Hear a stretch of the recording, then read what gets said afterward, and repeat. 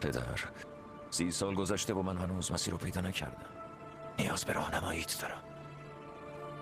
کاش میدونستم برای پادشاهی عادل بودن چقدر زجر کشیدی. کاش جسارت تو رو داشتم.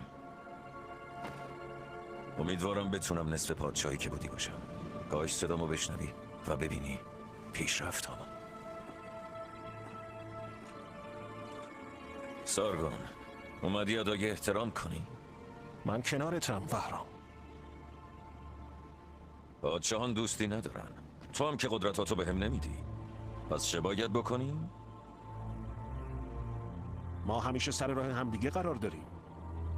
پس مطمئنم دوباره منو پیدا میکنی.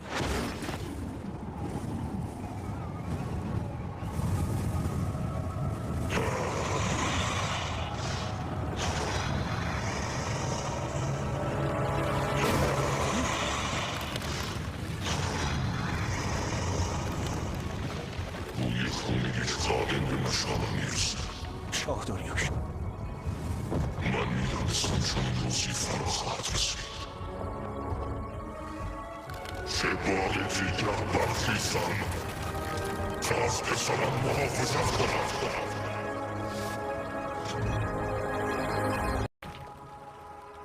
اهورامزدا به من قدرت ده تا دشمنان پارس را شکست دهم.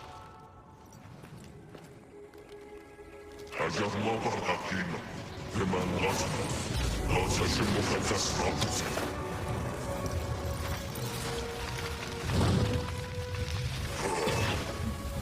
تو نباید در سرنوشت پسرم دخالت کنی.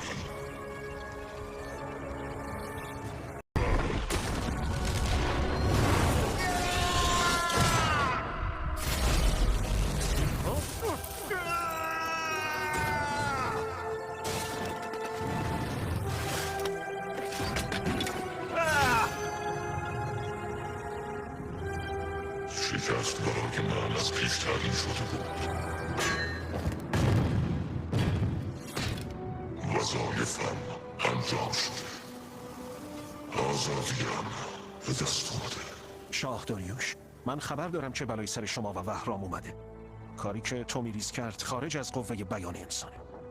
این دنیا رو نجات بده. پسرمو نجات بده. چطور نجاتش بدم؟